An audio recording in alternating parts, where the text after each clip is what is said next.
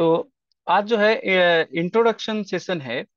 तो सबसे पहले जो लोग फर्स्ट टाइम ज्वाइन किए हैं उनको मैं मतलब एक छोटा सा क्वेश्चन के साथ में स्टार्ट करेंगे कि आप जो लोग फर्स्ट टाइम ज्वाइन किए हैं, जो पहले से हैं, जैसे कुछ कुछ जाने पहचाने से चेहरे हैं मेरे लिए, तो उनको तो पता है ये सब चीजें। लेकिन जो लोग नए ज्वाइन किए हैं वो भगवत गीता के बारे में कितना, मतलब क्या आप लोग का क्या ये है, क्या जानकारी है भगवत गीता के बारे में? कुछ भी, अगर कुछ नहीं है देन इट्स ऑल्सो ओके। अगर आप कुछ नहीं जानते तो भी अच्छा है।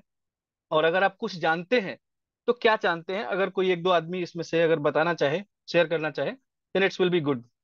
फिर मेरे को थोड़ा बोलने के लिए एक ये मिलेगा कि मैं कहाँ से स्टार्ट करता हूँ। हरे कृष्णा। हरे कृष्णा। यस माता ये जी। हाँ भगवत गीता में 18 अध्याय है या और बहुत अच्छा। 700 श्लोक है। 700 श्लोक है। हम्म। ठीक है, तो और आपको ये पता है। हर एक अध्याय का एक नाम है उसका। या हर एक अध्याय का एक नाम है। जी। और एक कोई एक विषय से वो मतलब हमें अवगत कराता है, किसी एक विषय के बारे में उसमें जी। बताया गया है हमें। ठीक है। तो ये तो आपने बहुत अच्छा बताया, वेरी नाइस, थैंक यू। अनु माता जी।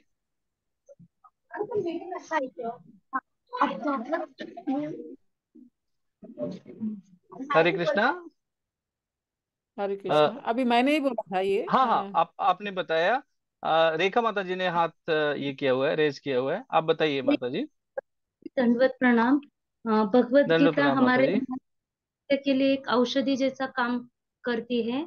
और भगवत गीता यानी कि भगवान के साथ हमारा संबंध जुड़ने के लिए जो कुछ चाहिए, कर्म योग, ज्ञान योग और भक्ति योग भगवत गीता में बताए गए हैं। हरे कृष्ण। ओके, वेरी नाइस माता जी, थैंक यू। और कोई बताना चाहता है? प्रणाम प्रभु जी। हरे हरे कृष्णा कृष्णा। माता जी। भगवत गीता एक मैनुअल की तरह है जिसमें या जीवन का जो भी रास्ता हमें हाँ जी, बताता है। वही जीवन का उसमें श्लोक में रास्ता, रास्ता दिखाता है जीवन और का रास्ता हमें के बताता है। हर एक श्लोक के द्वारा हमें कुछ मोरल वैल्यू या कुछ इम्पोर्टेंस मिलता है। या या भगवत बहुत गीता में बहुत 18 चैप्टर्स, 18 18 चैप्टर्स हैं। चैप्टर्स हम्म। और 700 श्लोकास है। इतनी जानकारी 700 मुझे श्लोक। है। Yes, very nice very nice, बहुत अच्छा जानकारी है आप लोग। तो ये जान के मुझे बहुत बहुत मतलब खुशी हो रहा है, बहुत आनंदित हूँ मैं ये जान के कि काफी मेच्योर ऑडियंस है, बहुत आप लोग एटलीस्ट देखिए, इतना इतना भी जितना आप लोगों ने अभी बताया, मेरा जो अनुभव रहा है ना, इतना भी बहुत बहुत कम लोगों को पता होता है। क्योंकि जिनका ज्यादातर लोग जो है वो इंटरेस्टेड है ही नहीं है इस चीज जानने में, हमारे अपने ग्रंथों के बारे में जानने में। अभी जैसे मैंने रिसेंटली अभी एक चीज देखा कि एक बहुत बड़े एक ये है, आपको मोटिवेशनल स्पीकर सुना है किसी ने मोटिवेशनल स्पीकर्स को? आप लोगों में से कुछ लोग हैं जो जो मोटिवेशनल हाँ, स्पीकर्स को सुने हो? एक सुनते हैं। जी हाँ। जी प्रभु जी। एक ऐसा कोट है कि motivational is a drug who has, मतलब हर किसी को कभी ना कभी मोटिवेशन की जरूरत होती है। मोटिवेशन ऐसा दवा है जिसकी जरूरत हर किसी को कभी ना कभी होती है।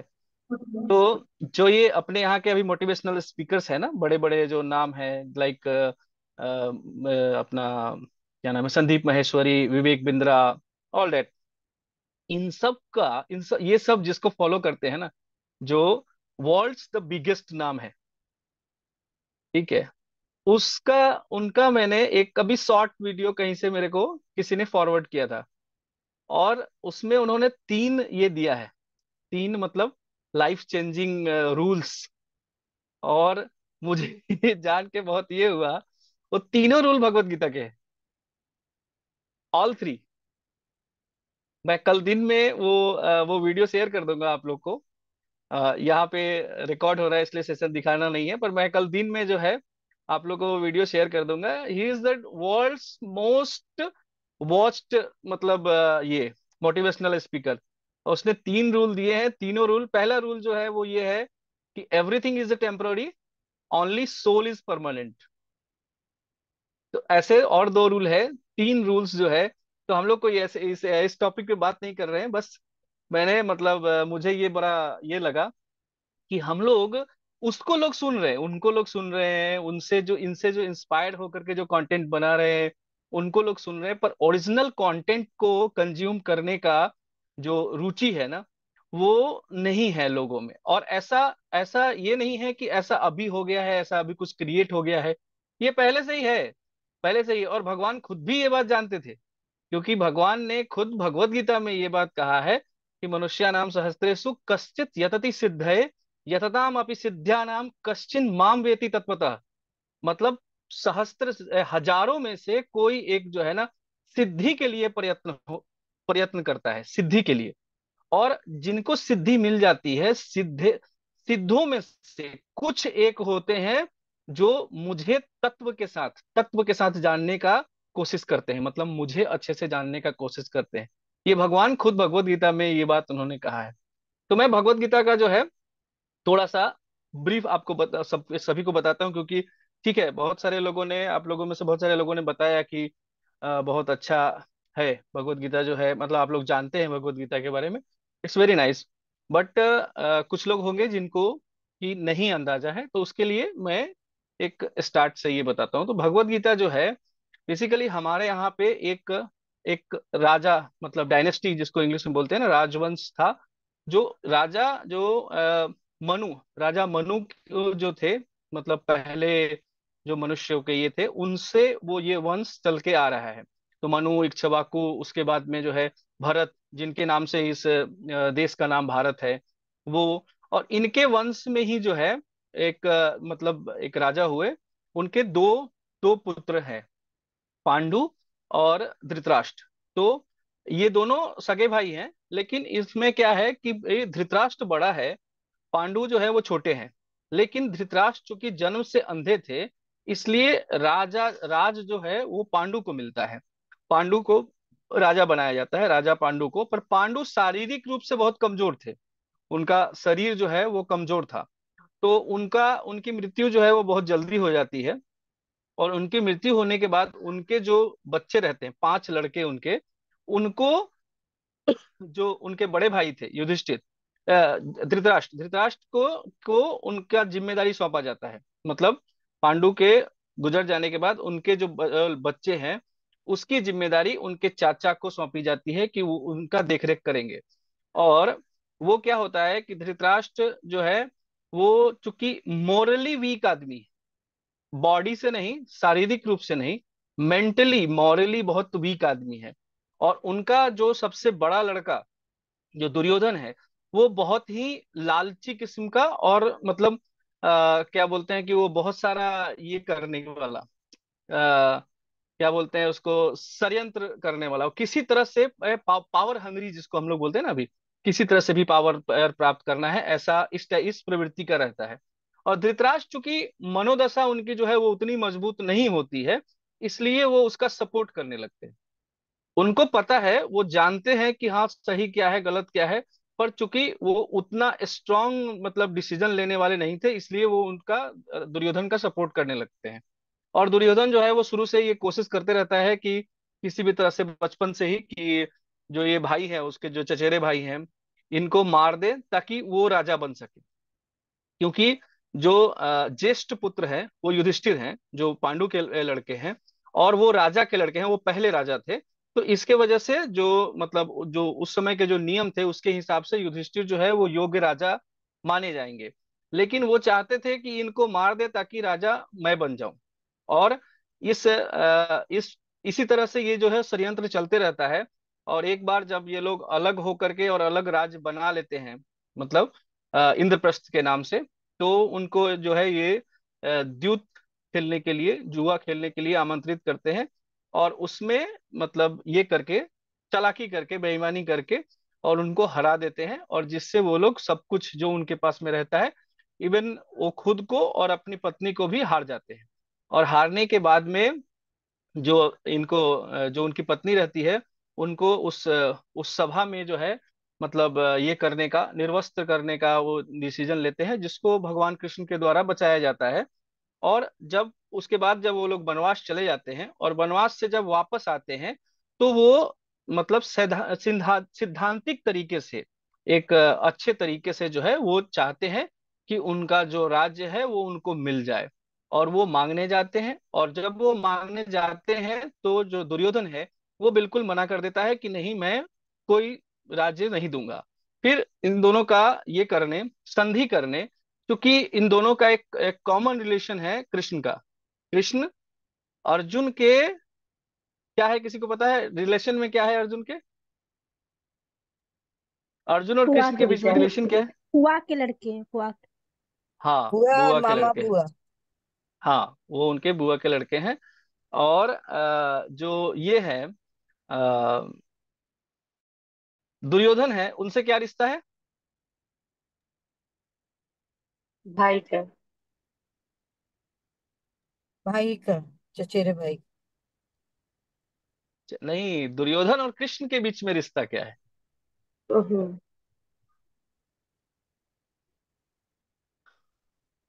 दुर्योधन और कृष्ण समधी है। हाँ हाँ हाँ, संधि है। तो ये चूंकि दोनों तरफ से रिश्तेदार थे, हाँ, तो ये चूंकि दोनों तरफ से रिश्तेदार हैं, तो इनको ये मतलब इनको चुना जाता है कि ये संधि की बात करने जाएंगे, मतलब बीच में जाकर के संधि की बात करेंगे। तो संधि की बात करने ये जाते हैं, और जाके मतलब एक लोएस्ट ये रखते हैं, डिमांड रखते हैं। जाके देखिए, लोएस्ट डिमांड रखते हैं। वो लोएस्ट डिमांड क्या रहता है कि ये मतलब एटलीस्ट ये हमको 5 गांव दे दो। मतलब आधा राज देना, राज पूरा देना चाहिए, पूरा नहीं देते तो आधा दे दो, आधा भी नहीं दे रहे तो एटलीस्ट 5 गांव दे दो, जिससे ये लोग मतलब अपना जीविका चला सके, ये लोग जी सके, रह सके अच्छे से। इसका वो डिमांड करते हैं। और दुर्योधन कहते हैं कि मैं एक सुई के नोक के बराबर भी जमीन नहीं दूंगा। दुर्योधन का ये रिप्लाई रहता है। तो उसके बाद में क्या होता है कि जब वो बिल्कुल मना कर देते हैं, तो ये लोग भी सामर्थ हैं, चूंकि मतलब शारीरिक रूप से या फिर मतलब शस्त्र विद्या, अस्त्र विद्या, क्योंकि दोनों ने एक ही गुरु के, मतलब कौरव और पांडव दोनों ने एक ही गुरु से ये लिया हुआ है, प्रशिक्षण लिया हुआ है। तो इनका ये होता है, तय होता है कि युद्ध होगा। और युद्ध होने के लिए दोनों इकट्ठा होते हैं, दोनों सेनाएं इकट्ठा होती हैं। और यहाँ क्वेश्चन का बहुत ये है, महत्व है, क्योंकि ये जो भगवत गीता जो है ये महाभारत का पार्ट है। जो मैंने आप लोग को बताया वो महाभारत का एक शॉर्ट साइनॉप्सिस था, छोटा सा, मतलब कुछ लाइनों में महाभारत को मैंने समझाने की कोशिश किया। तो महाभारत क्यों हो रहा है? महाभारत बेसिकली उस युद्ध का नाम है।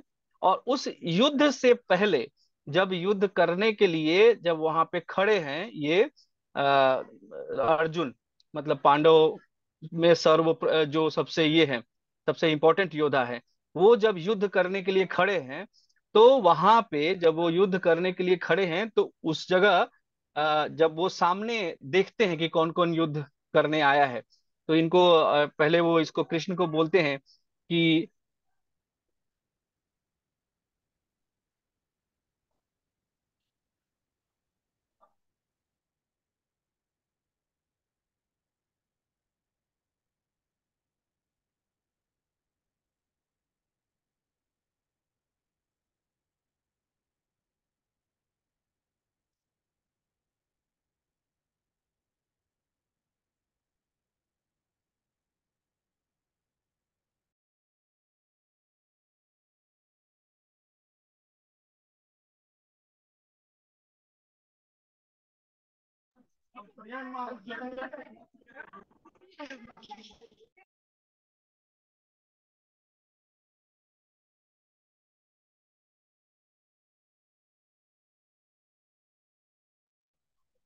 हरे कृष्णा। तो यहाँ भी कुछ युद्ध हो रहा है।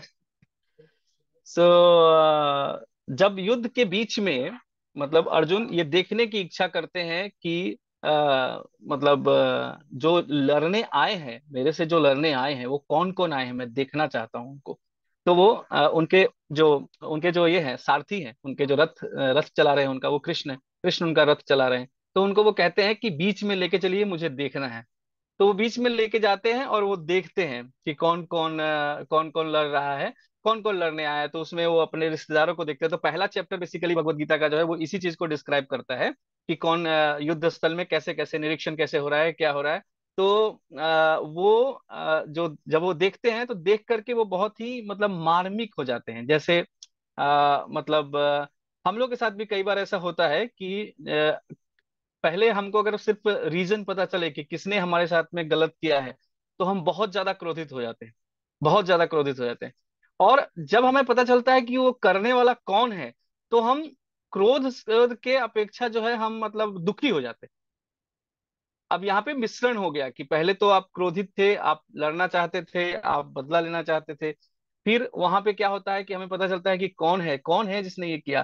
तो उसके बाद में बहुत ही दुख हो जाता है, ग्लानि दुख, अलग अलग प्रकार का चीज है। आदमी बहुत सारे इमोशनल हो जाता है, बहुत रोने लगता है, कई बार कई सारी चीजें होती है।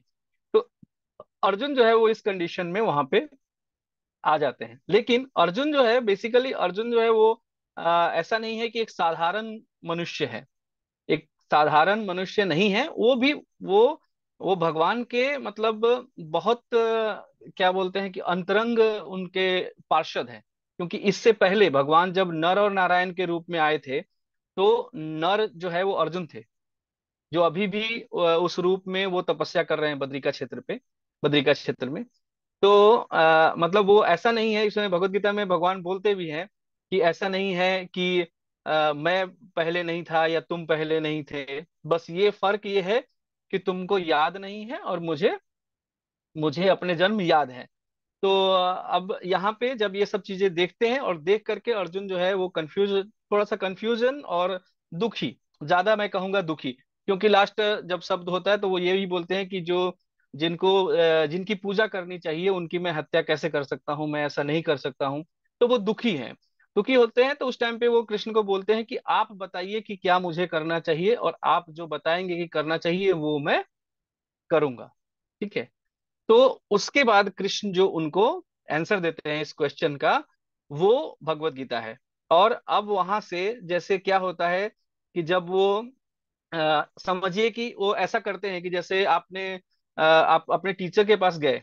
सपोज मैं एक एग्जांपल देता हूँ आप लोगों को कि अभी के टाइम में जैसे कुछ लोग, आई थिंक कुछ लोग काम मतलब कुछ लोग काम करने वाले होंगे तो इस चीज को समझेंगे कि जब एक नया प्रोजेक्ट आता है, तो हमारा जो भी हमारा सीनियर होता है, manager, suppose for example, manager जो है वो अपने टीम लीडर्स को एक ब्रीफिंग देता है, एक ब्रीफिंग देता है कि जो ये प्रोजेक्ट आया है इसकी वैल्यू क्या है, इसमें क्या चीजें हम लगाने वाले हैं, हमारे एक्सपर्टीज क्या है और हमारे ड्रॉबैक्स क्या है। ये सारी चीजें जो है वो एक्सप्लेन करता है। और जिनको काम करना होता है उनके क्वेरीज होते हैं, वो क्वेश्चन पूछते हैं कि हाँ इसमें ये चीज कैसे होगा, इसको हम कैसे मैनेज करेंगे, ये कैसे मेंटेन करेंगे। तो ये जो डिस्कशन है ना, ये सॉर्ट ऑफ ऐसा ही है कि युद्ध में खड़े हैं, लड़ने जा रहे हैं, और लड़ने जाने से पहले वो एक कंफ्यूजन क्रिएट हुआ, वहां पे ब्रीफिंग मांगते। तो क्या है, जो सेकंड चैप्टर है ना, उसमें भगवान सेकंड चैप्टर में ही बता देते हैं जो भी उनको बताना है, सब कुछ टोटल। फिर उसके बाद क्या होता है कि इनका क्वेश्चन रेज होता है कि नहीं ये अगर आप ऐसा बोल रहे हैं तो स्थिति पर क्या होगा। फिर वो उसको समझाते हैं। फिर उसके बाद में होता है, आप फिर उनको फिर कंफ्यूजन हो जाता है कि अभी कहना क्या चाहते हैं, कौन सा क्लियर कीजिए, ये दोनों में से कौन सा करना है। तो लाइक डेट ये धीरे धीरे करके 18 अध्याय तक बढ़ता है, जो आप लोग जब पढ़ना चालू करेंगे तो आप लोग को इसका समझ में आएगा। तो होप मैंने भगवत गीता क्या है ये आप लोग को समझाया है। और कोई क्वेश्चन होगा तो हम लोग लास्ट में लेंगे। 8:30 बज गया है। जो हमारे पास पीपीटी है उसको मैं शेयर करता हूँ और उसको मैं आप लोग को समझाने की कोशिश करता हूँ कि क्या है उसमें। ठीक है।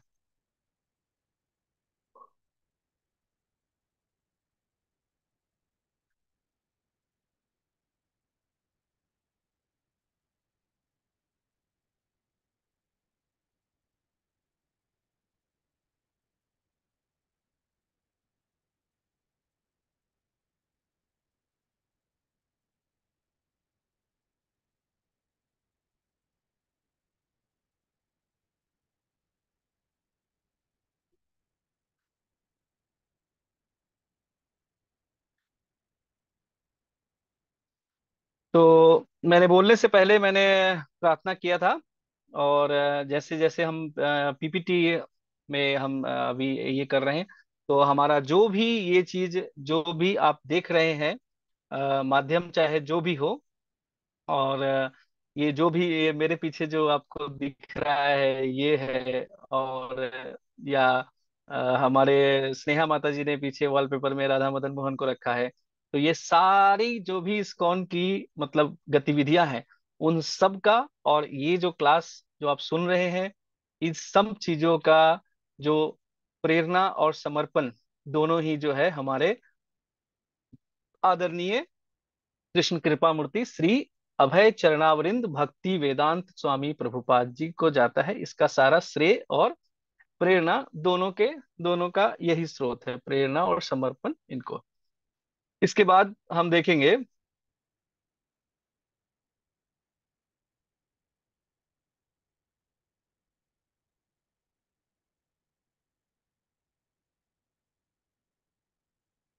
तो ये जो ये है, जो पाठ्यक्रम है, इसके बारे में बहुत सारी भ्रांतियां हैं जिसको हम इस मतलब इसमें इस सेशंस में, 6 सेशंस में जो है मिल करके हम इसको क्लियर करने का कोशिश करेंगे हम लोग।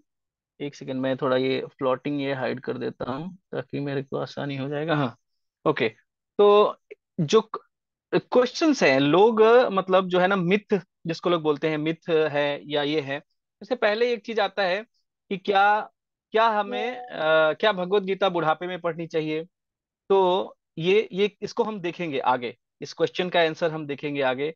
भगवत गीता को रहस्य क्यों कहा गया है, क्यों उसको रहस्य कहा जाता है, इस कलयुग में शक्तिशाली सिद्धांत क्या है, और किसी के अस्तित्व का उद्देश्य क्या है, कोई भी जो व्यक्ति है उसका अस्तित्व यहाँ होने का उद्देश्य क्या है, अराजकता के बीच तनाव मुक्ति जीवन कैसे जिया जाए, और अच्छे लोगों के साथ बुरा क्यों होता है।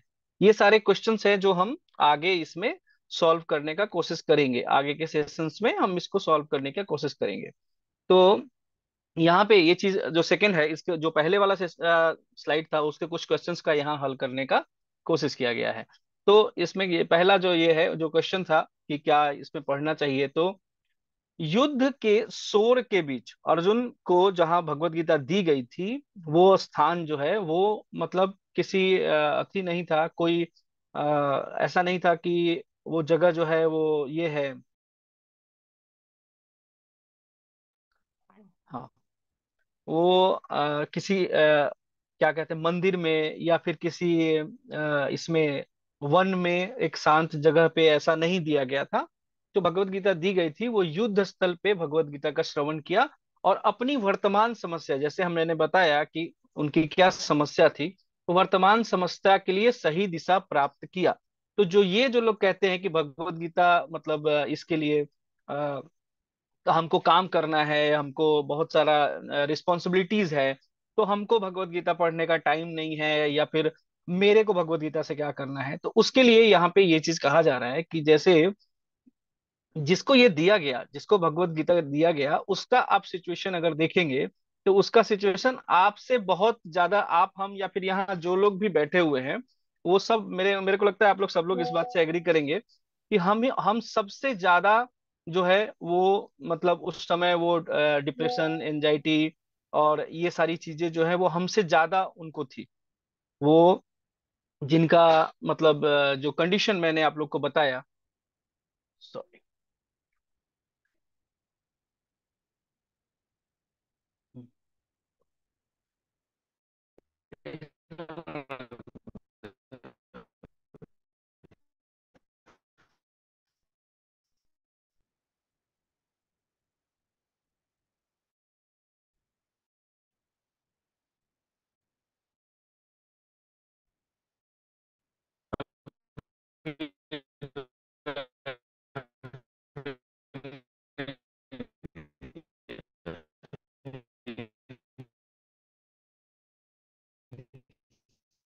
प्रभु ji, your voice not audible. तो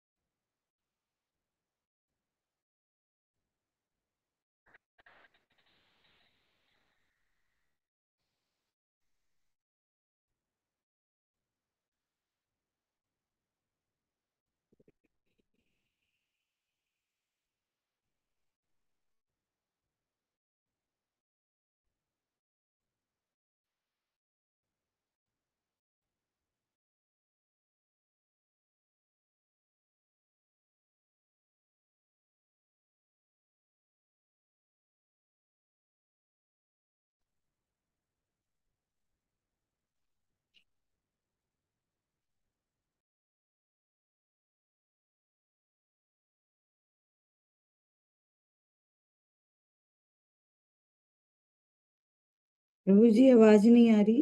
हरे कृष्णा।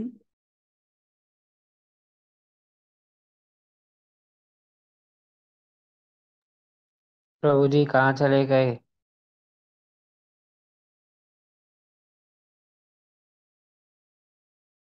प्लीज वेट करिए थोड़ा, इशू होगा नेटवर्क का।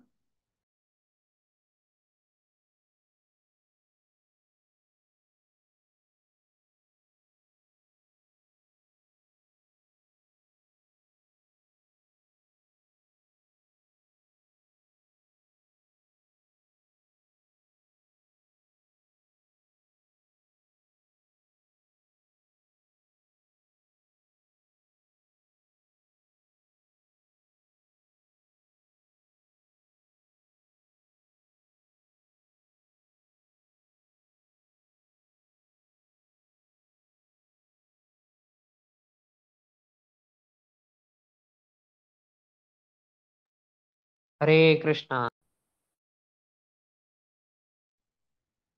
हरे कृष्णा। सॉरी।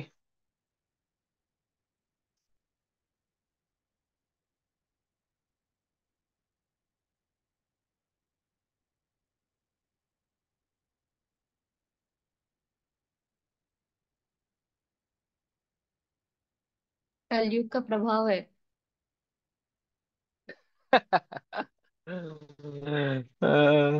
Like that.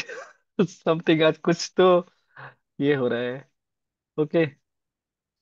ठीक है, सो लेट मी कंटिन्यू। हरे कृष्णा। होप आगे कुछ परेशानी नहीं हो। तो जैसे हमें मतलब हमें बारिश के दौरान ही छाते की जरूरत होती है।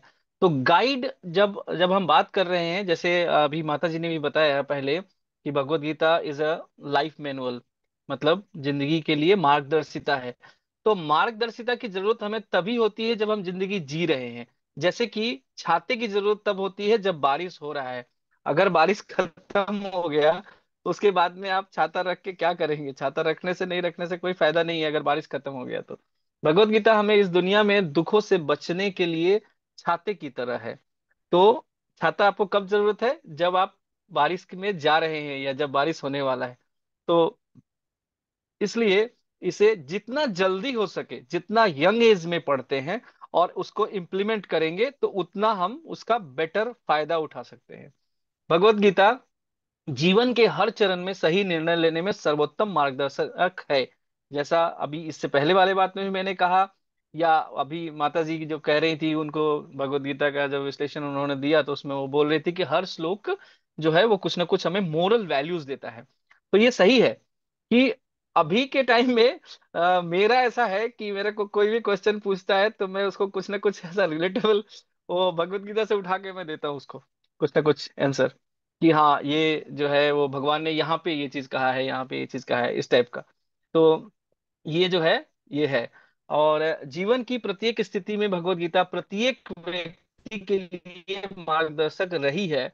चाहे और हो सकती है चाहे उसकी मनोवैज्ञानिक, शारीरिक या सामाजिक परिस्थिति कुछ भी हो। इट्स डजेंट मैटर कि कोई अमीर है तो उसके ऊपर उसको ही काम में आएगी, कोई गरीब है तो उसको ही काम में आएगी, कोई परेशान है तो उसी को काम में आएगी, ऐसा बात नहीं है। हर किसी के लिए ये उपयोगी है। यह अच्छा किस तरह से काम आती है वो इस साइकिल में बताया गया है। यह परामर्शदाता की तरह भ्रमित व्यक्तियों को स्पष्टता प्रदान करती है।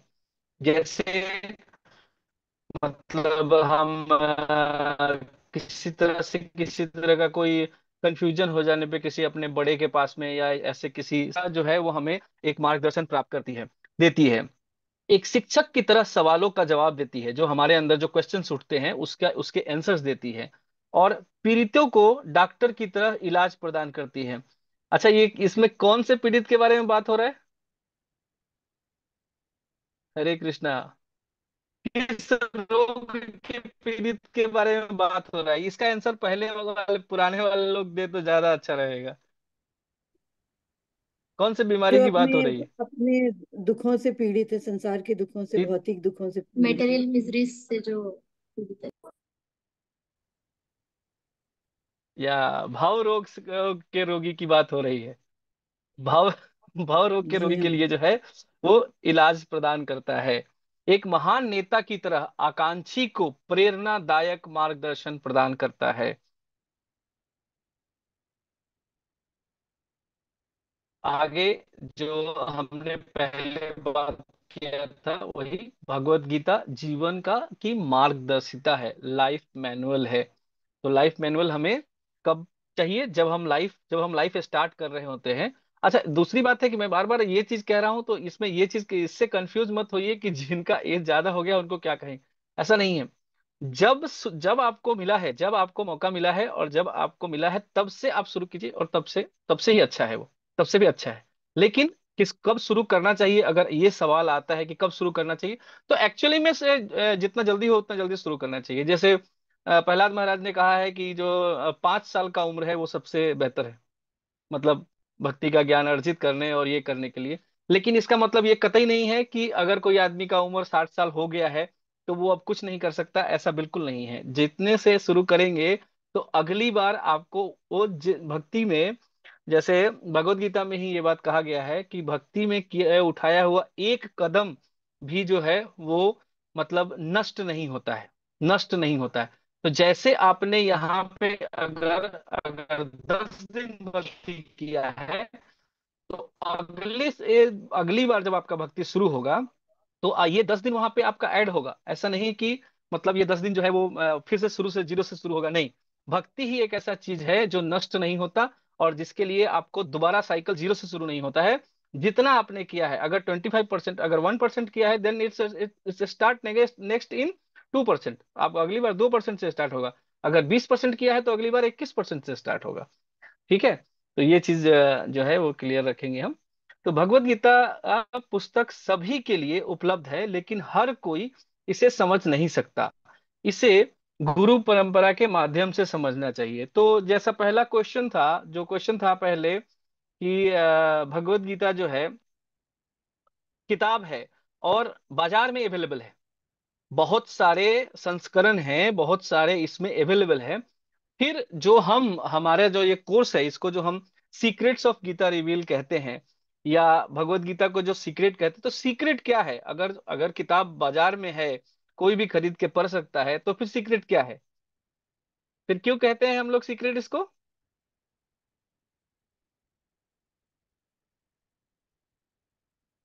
भगवत गीता को ओपन बुक सीक्रेट कहा जाता है।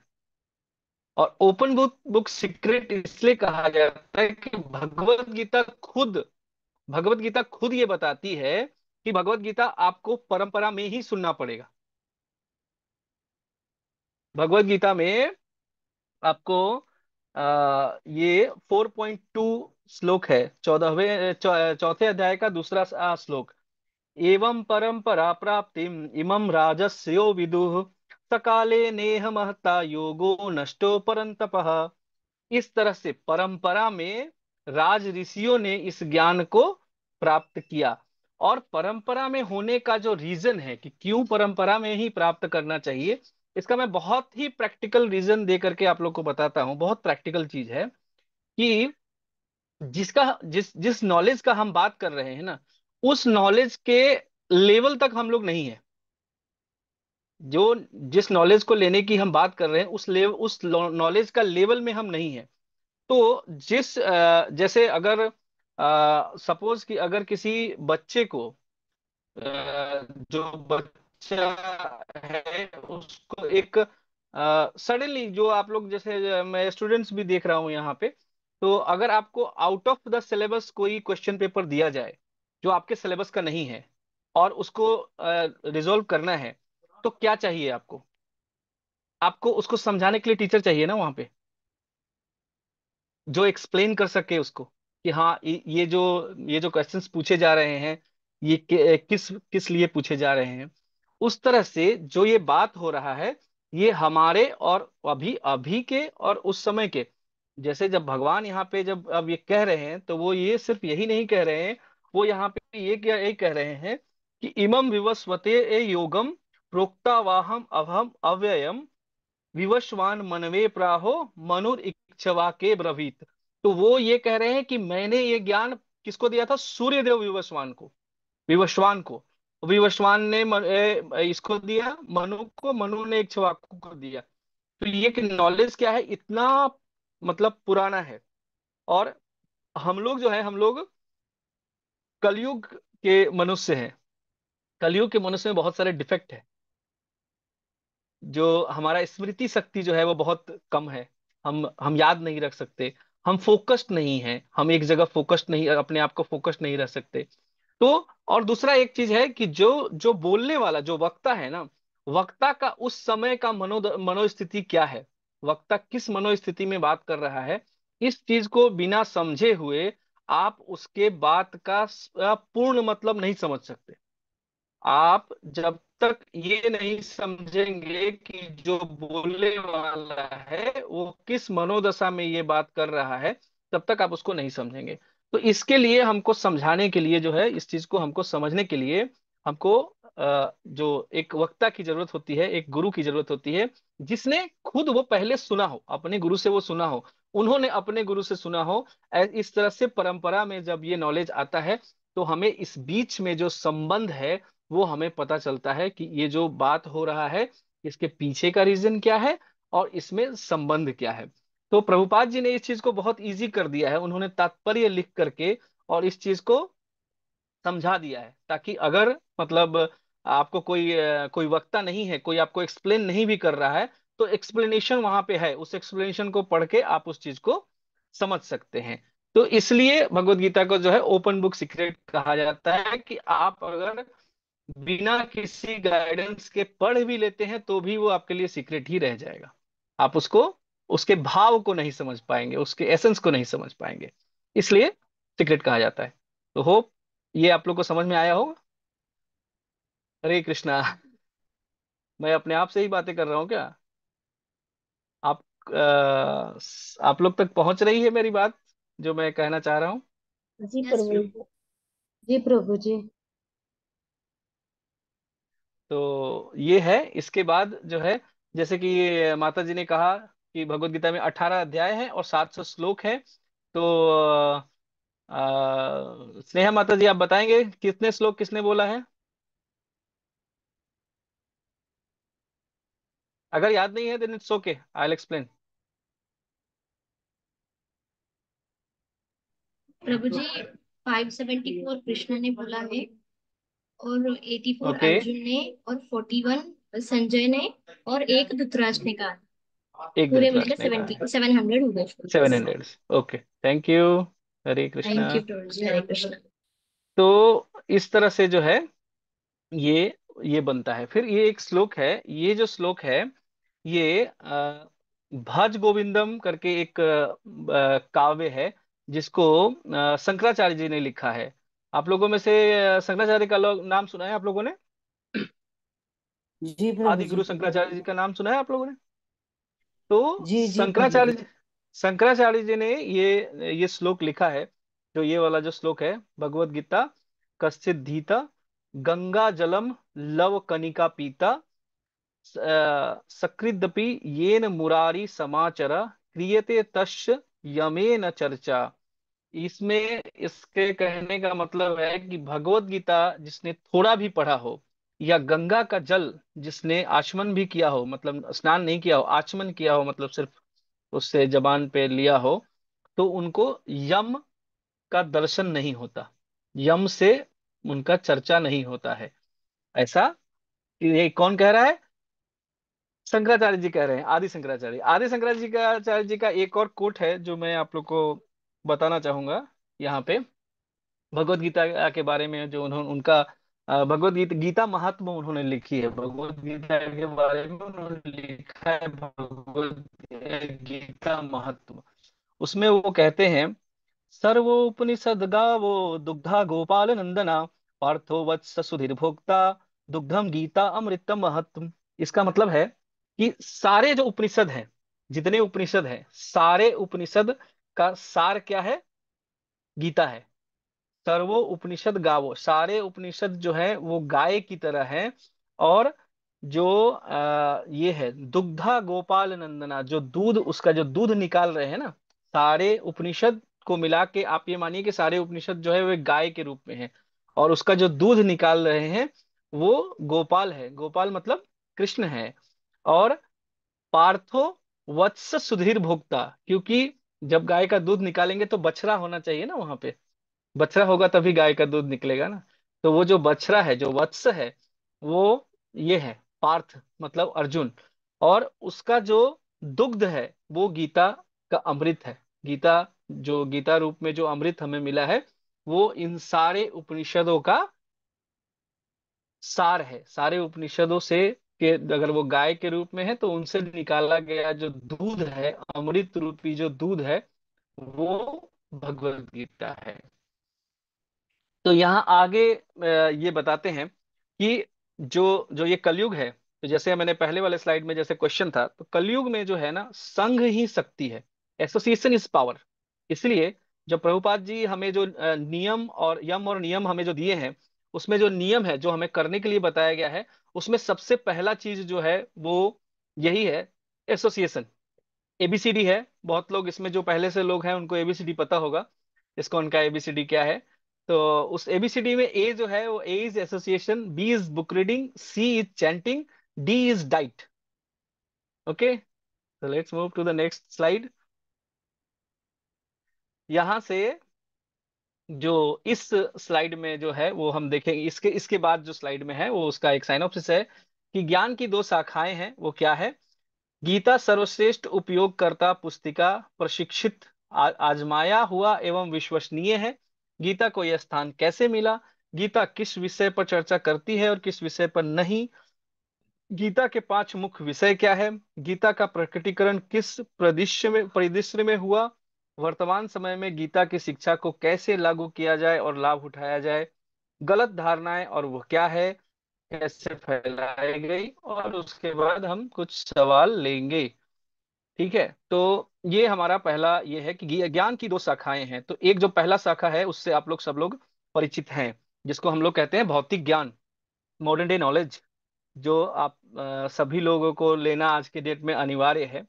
बट यहाँ जो हम बताना चाह रहे हैं वो ये है कि जो मॉडर्न डे नॉलेज है वो हमको क्या दे रहा है, वो हमको देता है धन कमाने का विज्ञान, पैसा कैसे कमाया जा सकता है। That is the goal of modern day education. Modern day education में हमारा गोल जो है, अगर इसके अलावा किसी को के पास में कोई और ये है तो बता सकता है मेरे को, लेकिन हमको जहां तक पता है कि जो मॉडर्न डे एजुकेशन है वो हमें सिर्फ पैसा कमाना ही सिखाता है और इसी चीज पे केंद्रित होता है। तो क्या होता है कि जब हम सिर्फ पैसा कमाने के लिए काम करते हैं, सिर्फ पैसे के लिए ही काम करते हैं, तो बाकी चीजें जो है ना वो धीरे धीरे छूट जाती है। और फिर हमारे साथ जो है वो मतलब जब उन चीजों का कमी का जब एहसास हमारे ऊपर हावी होता है, तो उसके बाद बहुत तरह की घटनाएं होती हैं, जैसा आप लोग भी जानते होंगे। क्योंकि एजुकेशन देखिए, modern day education day by day improve हो रहा है। नो डाउट आप लोग सब लोग इस बात को मानते हैं ना कि मॉडर्न डे एजुकेशन हर दिन इंप्रूव हो रहा है, अच्छा हो रहा है। लेकिन आप ये देखिए कि जो पुराना एजुकेशन, जो पहले लोग जो पहले के लोग थे, उससे अगर हम खुश रहने का इंडेक्स देखें, हैप्पीनेस इंडेक्स देखें, तो पहले क्या था और अभी क्या है, क्या वो बढ़ रहा है, क्या ऐसा हो रहा है कि हैप्पीनेस इज इंक्रीजिंग? नहीं। नहीं बढ़ रहा है। तो इसका रीजन ये है कि जो पहले का जो एजुकेशन था, वहां जो हमारा सामाजिक संगठन जो था, हमारा सामाजिक संगठन, वो हमें आध्यात्मिक ज्ञान दे रहा था। आध्यात्मिक ज्ञान का स्रोत हमारा समाज था, जो एक दूसरे को के साथ मिल करके और एक दूसरे को मतलब एक ये कहे कि जैसे हमारे घर से हमको बहुत सारा आध्यात्मिक ज्ञान जो है वो मिल जाता था, आसपास के चीजों से बहुत सारा ये हो रहा था। अब क्या हो रहा है, क्योंकि हम उस परिवेश में नहीं रह रहे हैं। अभी क्या है, जैसे आप लोग में से मोस्टली मेरे ख्याल से ज्यादा लोग हैदराबाद से ही होंगे, या ज्यादा दूर। यस। यस तो जैसे प्रभु। अभी अभी शहर में, हैदराबाद जैसे शहर में आप रहते हैं, तो हमें क्या है, हमें हमारा पड़ोसी नहीं पता होता है कि हमारे पड़ोस में कौन रहता है। हम नहीं जानते हमारे पड़ोस में कौन रहता है। तो उससे आदान प्रदान का तो किसी तरह का कोई सवाल ही नहीं उठता ना। अब जैसे मैं अभी फिलहाल संयोग से मैं मतलब अपने जन्मस्थली, मेरा जो जहाँ जन्म हुआ है, मेरा जो नेटिव प्लेस है मैं वहां पे हूँ।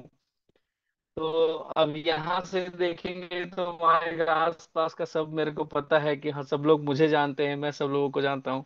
और बहुत सारे लोगों से इंस्पिरेशन है कि हाँ, उनसे उनसे स्पिरिचुअल इंस्पिरेशन मैंने कैसे कैसे इंस्पिरेशंस ली है। पर अब वो परिवेश है नहीं, और हमारा एजुकेशन सिस्टम इस चीज को बिल्कुल भी ये नहीं करता है। बिल्कुल भी कहीं पे भी उसको जगह नहीं देता है। अभी आज ही जो है आज ही किसी ने मुझे जो है वो भेजा था कि बिट्स पिलानी दुबई में जो है वो भगवत गीता पढ़ाया जा रहा है, हमारे यहाँ क्यों नहीं।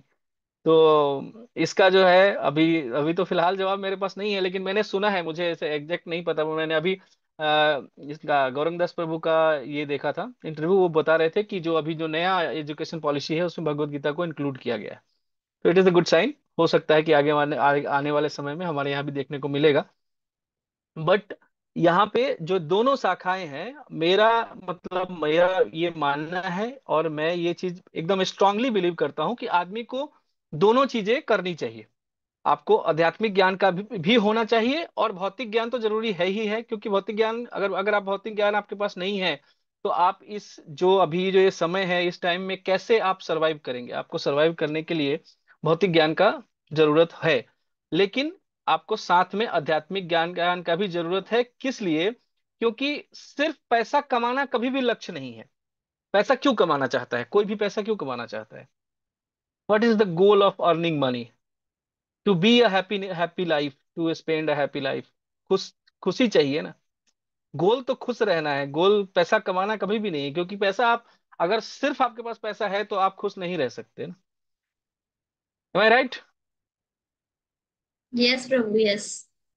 जी प्रभु। तो हमें दोनों चीजों का जो है वो बैलेंस करना चाहिए कि हमें आध्यात्मिक ज्ञान भी है हमारे अंदर, और हमें भौतिक ज्ञान भी है। भौतिक ज्ञान जो है वो धन कमाने के लिए और हमारी जो जिम्मेदारियां हैं उनको निभाने के लिए जरूरत है।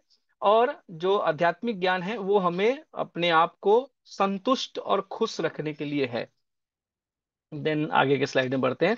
सभी साधन उपलब्ध होने के बाद भी आध्यात्मिक ज्ञान के अभाव में आत्महत्याएं अधिकांश अधिक होती है। ये आप लोग को पता है, ये मैंने पहले ही इस चीज का हिंट दिया था कि क्या हो रहा है। भौतिक ज्ञान से प्राप्त संसाधनों का प्रभावी उपयोग करने के लिए आध्यात्मिक ज्ञान बहुत महत्वपूर्ण है। क्योंकि आपके पास पैसा आ रहा है, अगर आप अर्न करने का नॉलेज ले रहे हैं, then how to spend this money, ये जानना भी बहुत जरूरी है। ठीक है।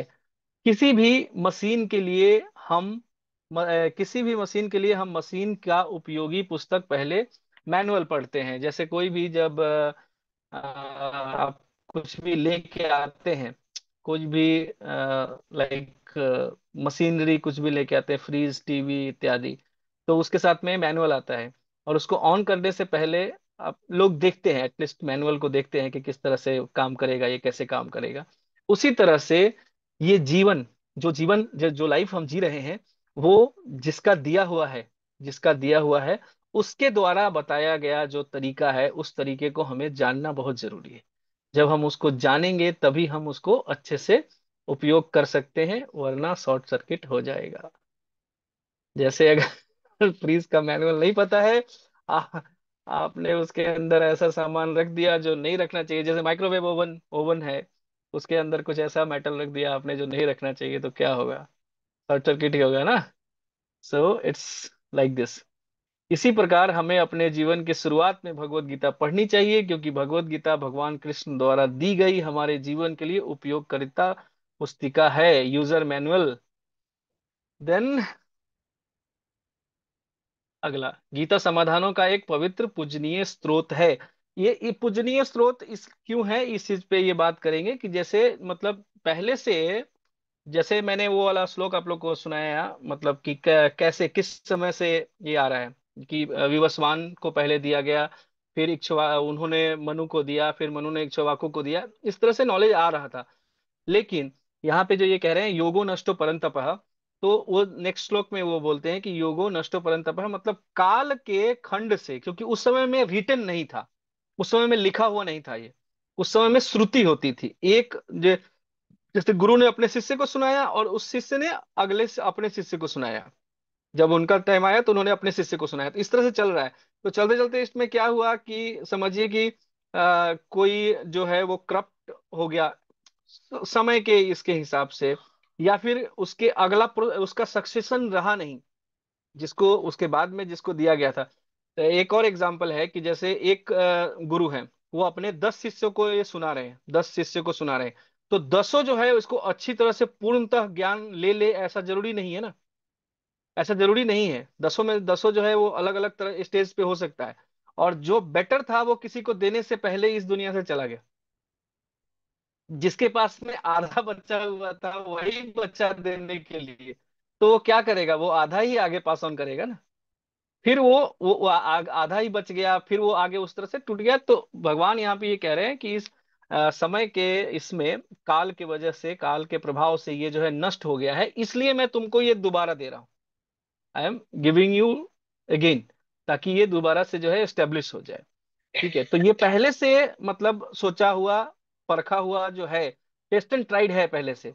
तो हम जब इस समय बात कर रहे हैं तो हम 5,000 साल पहले जो भगवान ने भगवत गीता दी थी उस भगवत गीता की बात कर रहे हैं, लेकिन वहां पे भी ये बात हो रहा है कि भगवत गीता उसी समय नहीं थी, उससे बहुत समय पहले, मतलब डाउन ऑफ द बिगिनिंग, जब स्टार्ट हुआ क्रिएशन, तब उस समय में वो दिया था उन्होंने विवस्वान को।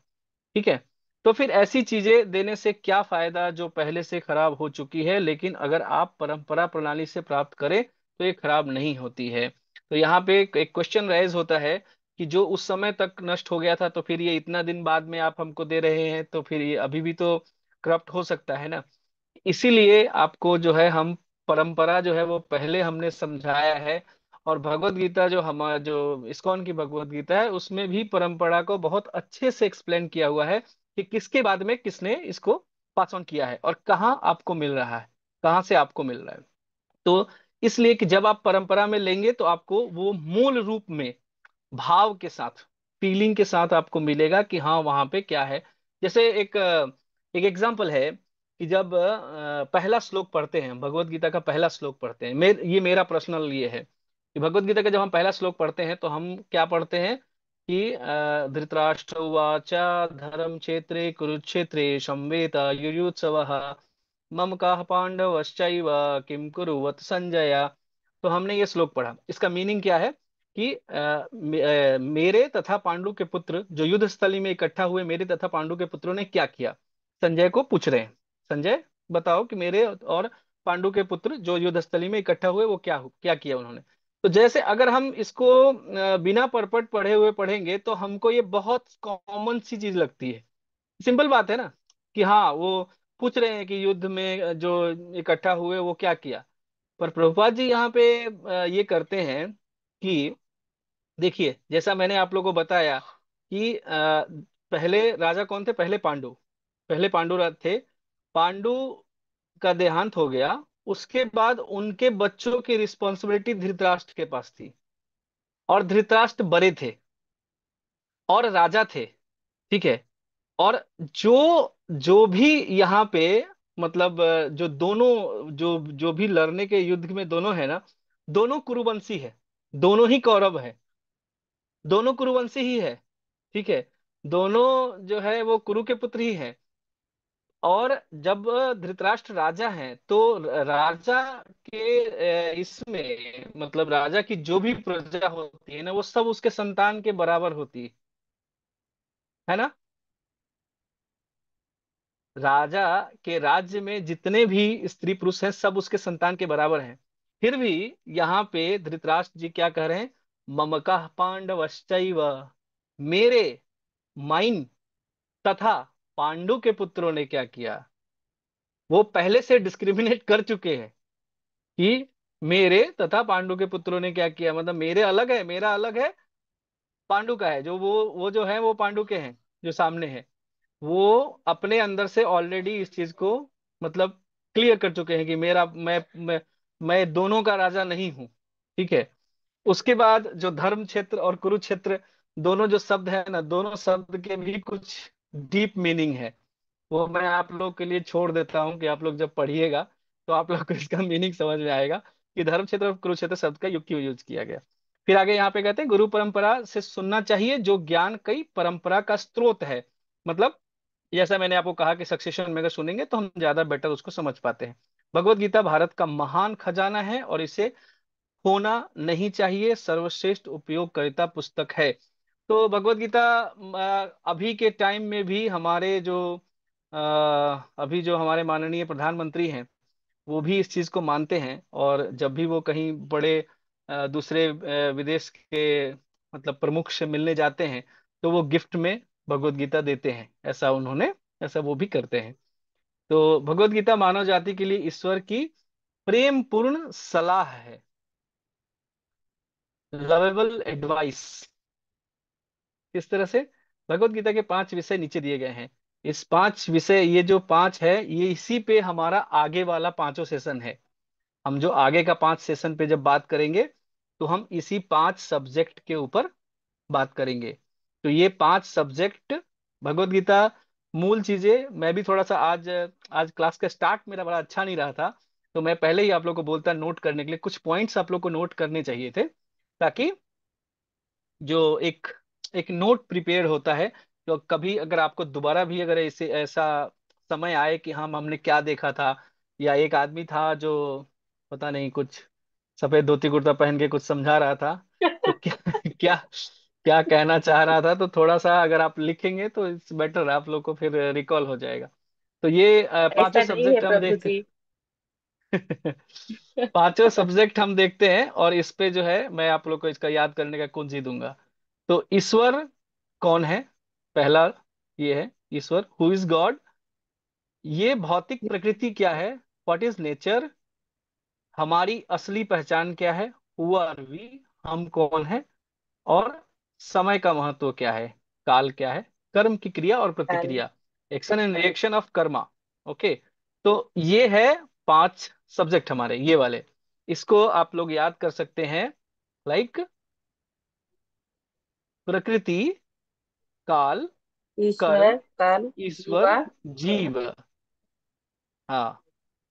तो कैसे याद करेंगे माता जी, बताएंगे आप, आपको पता है स्नेहा माता जी। 2J, 2K, P। 4J 2K। तो सॉरी 3J 2K। 3J क्या है, जगत, जगदीश, जीव। जीव, जगत, जगदीश, काल, कर्म। 2K and 3J, that is what Bhagavad Gita is about. Bhagavad Gita इन्हीं के ये मूल मतलब सब्जेक्ट है। यही इसी पे पूरा भगवत गीता है, इन पांचों चीजों पे। ठीक है। जगत, जगदीश, जीव, या जीव जगत जगदीश, जैसे भी याद कर लीजिए इसको। और काल, कर्म, 5 चीज याद हो गया। जीव जगत जगदीश, 3J 2K। हाँ, काल काल। एंड कर्म। यस। हाँ। ओके। सो अभी यहाँ पे ये चीज बहुत इंपॉर्टेंट है कि जैसे कल से आप लोग भगवत गीता को, ये पांचों सब्जेक्ट के बारे में समझेंगे। तो इसको समझने के लिए जो एक बहुत ही जरूरी विषय समझने वाली बात है वो ये है कि जैसे जब हम कुछ भी करते हैं ना, कोई भी चीज हम ग्रहण कर रहे हैं, जैसे आप यहाँ पे एक नॉलेज को एक्सेप्ट करने जा रहे हैं, तो जब आप वो नॉलेज एक्सेप्ट करेंगे तो आपका मूड ऑफ एक्सेप्टेशन कैसा होना चाहिए, किस मोड में आपको एक्सेप्ट करना चाहिए, वो चीज यहाँ पे बात हो रही है। ठीक वैसे ही जैसे अर्जुन ने भगवान कृष्ण से स्वीकार किया था, क्योंकि वह कृष्ण के मार्गदर्शन के माध्यम से खुद को भ्रम से स्पष्टता की ओर ले जाने के लिए पूर्ण ग्रहणशील मनोदशा में थे। So you have to do 2 things. एक चीज कि आपको मानना पड़ेगा, आपको मानना चाहिए, at least at least for the sake of this class. मैं आप किसी के ऊपर जबरदस्ती अपना ये नहीं मतलब मोटिव नहीं थोप रहा हूं, बट आप अगर, जैसे अगर आपको ये समझना है तो आपको मानना पड़ेगा कि हु इज गॉड। तो क्योंकि भगवत गीता में, पूरे भगवत गीता में कहीं पे भी कृष्ण उवाचा नहीं लिखा गया है। जैसे जब बाकी लोगों के बारे में जब लिखा जाता है ना, जैसे पहला श्लोक मैंने पढ़ा, धृतराष्ट्र उवाचा, जैसे संजय जब बोलेंगे तो बोला जाएगा संजय उवाचा। और जब अर्जुन बोलेंगे तो अर्जुन उवाचा। लेकिन जब जब कृष्ण बोलेंगे तो बोलते हैं भगवान उवाचा, श्री भगवान उवाच। तो आपको ये चीज एक्सेप्ट करना चाहिए कि ही is the supreme personality of God, वो भगवान है। ठीक है। और दूसरा, आपको ग्रहणशील मुद्रा मुद्रा में होना चाहिए। जैसे यहाँ पे कहा गया है कि आपको एक्सेप्टेंस होना चाहिए। आप एक्सेप्टेंस मोड में जब रहेंगे तभी आप बेटर समझ सकते हैं। फिर आप उसके बाद में विचार जो है ना, वो जैसे पढ़ने का एक जो ये है, शास्त्र समझने का जो एक तरीका है, उसमें सीक्वेंस ऐसे आता है कि श्रवणम, जैसे पहले आप सुनिए किसी से, श्रवणम, पठनम, फिर मननम, उसके बाद कीर्तनम, फिर उसके बाद आप किसी को बता सकते हैं। तो फर्स्ट क्या है कि यू शुड लिसन केयरफुली। तो लिसन, जब आप सुन रहे हैं तो आपको एक्सेप्टेंस होना चाहिए कि आप ग्रहण कर रहे हैं। आप उनसे, आपको मानना चाहिए कि हाँ ये सही है। फिर आपको पढ़ना चाहिए और फिर कंtemplation करना चाहिए। देन क्वेश्चनिंग होना चाहिए। फिर आप क्वेश्चनिंग करेंगे। पहले आप सुनेंगे एक्सेप्टेंस के साथ, फिर उस पे कंtemplation करेंगे, फिर उसके बाद में क्वेश्चन, फिर पढ़ेंगे, फिर कंtemplation करेंगे, फिर क्वेश्चनिंग करेंगे। तो ताकि आपका, मैं क्वेश्चनिंग करने के लिए, ये मैं नहीं, ये इस्कॉन का एक बहुत ही बढ़िया रूल है। जब मैं भी जब इस्कॉन में आया था तो मुझे ये चीज बहुत अच्छा लगा था, और ये हर किसी को ये चीज समझ में आएगा। इस्कॉन में क्वेश्चन पूछने के लिए फुल इंडिपेंडेंस है। कितना भी क्वेश्चन पूछिए आप, जो भी आपके दिमाग में आ रहा है, अच्छा बुरा, इट्स ऑल ओके। कुछ भी क्वेश्चन आ रहा है ना, जस्ट आस्क, पूछिए, सवाल पूछिए। क्योंकि जब आप सवाल पूछते हैं तो आपका जो मनोदशा है ना, वो सामने वाले के पास पहुंचता है, और वो आपको समझता है। और फिर आपको, जब आपको आंसर्स मिलने लगते हैं ना, तो आप यही, जैसे जैसे आपके सवालों के जवाब आपको मिलेंगे तो वैसे वैसे आपको अंदर जो है ना वो शांति, ये होता है। जब आप शांत हृदय होते हैं आपके, जब तक आप व्यग्रता क्या है, व्यग्रता यही है, किसी चीज को नहीं जानना जो है, या आधा जानना जो है, वो व्यग्रता है। और जैसे जैसे आप सवाल पूछते हैं, इसका कोई इस बात के बारे में बिल्कुल सोचने की जरूरत नहीं है कि how silly it is sounding, because ये कोई बात ही नहीं है। क्योंकि आपको, आपके मन में सवाल है तो उसका जवाब होना चाहिए, उसका हल होना चाहिए। और मैं यहाँ पे बैठा हूँ, मैं पूरी कोशिश करूंगा कि हर किसी के सवालों का जवाब दे सकूं। अगर मेरे से मतलब संभव नहीं हुआ, ऐसा नहीं कि मैं सर्वज्ञाता हूँ, मैं सब कुछ जानता हूँ। संभव नहीं हुआ तो और मेरे सीनियर्स हैं, मैं उनसे बात करके आपको जवाब दूंगा, लेकिन हर सवाल का जवाब देने की कोशिश की जाएगी। Then come to the slide. भगवान कृष्ण ने अर्जुन को क्यों चुना, ये चीज जैसे मैंने पहले ये कहा कि एक्सेप्टेंस होना चाहिए, तो ये इसी चीज के लिए था, क्योंकि वह भगवान कृष्ण के भक्त थे। उन्होंने भगवान कृष्ण के समक्ष आत्मसमर्पण किया था। श्लोक है 2.7, जिसमें अर्जुन जो है वो समर्पण करते हैं।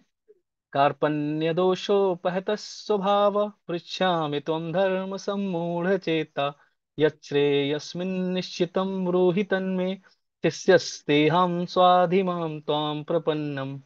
जब शुरू होता है तो उससे पहले वो पूरा समर्पण करते हैं। तो ये वहां पे ये चीज ये कहा जा रहा है, वह सीखने के लिए एकदम सही मनोदशा में था, क्योंकि उसे स्पष्टता की आवश्यकता थी। ये भी बहुत जरूरी चीज है। जब आप नॉलेज गेन करते हैं ना, तो कितना कितना हंगर है, कितना अर्जेंसी है आपको उस नॉलेज को एक्सेप्ट करने का। That is also very important. Then ये हमारे नेक्स्ट आगे कैसे इसमें ये आएंगे, जो आपको ये आने वाले हैं, वो है खुद को तैयार करने का आनंद भी अपने आप में विशेष विशेष है। कृष्ण हमारे सदैव शुभचिंतक है, ये चीजें हमें ध्यान रखनी चाहिए। कृष्ण सदैव हमारे प्रिय मित्र हैं। कृष्ण के साथ अपना रिश्ता कैसे बनाएं, भगवत गीता को सक्रिय और प्रारंभिक कैसे बनाएं, जानेंगे हमारे आगे के सत्रों में। तो धन्यवाद। Thank you. हरे कृष्णा हरे कृष्णा। हरे कृष्ण प्रभु ji. Okay. First of all, very sorry. मैं आज थोड़ा सा मेरा सेटअप जो है ना वो बड़ा ये हो गया, तो इसकी वजह से मैंने टाइम थोड़ा ज्यादा ले लिया। I am extremely very sorry. फिर भी मैं आज का जो है सेशन हो गया हुआ है। अगर किसी को भी आप लोग को लीव करना है then you all are free, आप जा सकते हैं। और किसी का अगर कोई क्वेश्चन है देन प्लीज आप पूछ सकते हैं। और किसी के लिए भी बाउंडेशन नहीं है। अगर मैं ऑलरेडी बहुत लेट कर चुका हूँ and I am extremely sorry for that, but अगर किसी को कोई क्वेश्चन है देन प्लीज आप पूछ सकते हैं। और बाकी लोगों के लिए आप फ्री हैं, आप जा सकते हैं, मतलब आप लीव कर सकते हैं। Sorry for the language. Hare Krishna okay. प्रभु। हरे हरे कृष्ण कृष्णा प्रभु माता जी। जी। दंडवत दंडवत प्रणाम माता जी। हरे कृष्णा प्रभु जी। हरे कृष्णा।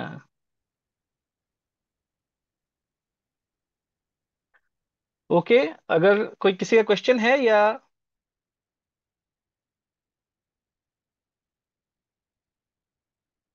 हरे कृष्णा।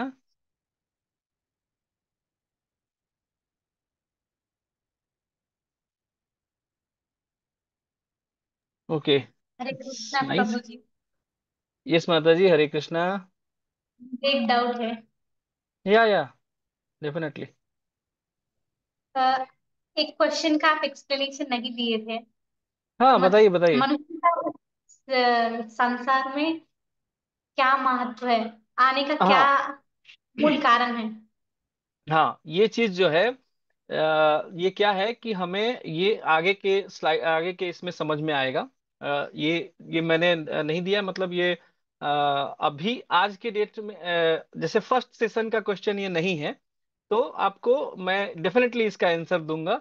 और अगर आपको फिर भी कोई डाउट रहता है देन प्लीज आस्क मी, आप बाद में भी मेरे से पूछेगा तो मैं आपको बता दूंगा। पर ये आज के डेट का क्वेश्चन नहीं है, ये आपको आगे के सेशंस में क्लियर हो जाएगा। ठीक ओके। है। डेफिनेटली आगे के सेशंस में हो जाएगा, आप ज्वाइन करिए। मैं बिल्कुल आपको इसका आंसर दूंगा। राकेश प्रभु, very very very thank you, बहुत बहुत धन्यवाद आपका ज्वाइन करने के लिए। आपके होने से जो है हमें बहुत प्रेरणा मिलती है कि कोई हमारा जो है बुजुर्ग हमारे साथ है, तो ये देख के बहुत अच्छा लगता है। It's nice. ओके, तो फिर ऑलरेडी मैं लेट हो चुका हूँ। सो अगर कोई क्वेश्चन नहीं है then I will end the session. चलाई। ओके। जी ओके। प्रभु जी, हरे कृष्णा। हरे कृष्ण। वाञ्छा कल्पतरुभ्यश्च कृपा सिन्धुभ्येव च पतितानां पावनेभ्यो वैष्णवेभ्यो नमो नमः। Okay, I am ending the session. Thank you so much प्रभु ji for class. Please join tomorrow on time. I will try that कोई डिस्टरबेंस नहीं आए, मैं बिल्कुल इसका कोशिश करूंगा। ओके। हरे कृष्णा कृष्ण कृष्ण हरे हरे, हरे राम राम राम हरे हरे।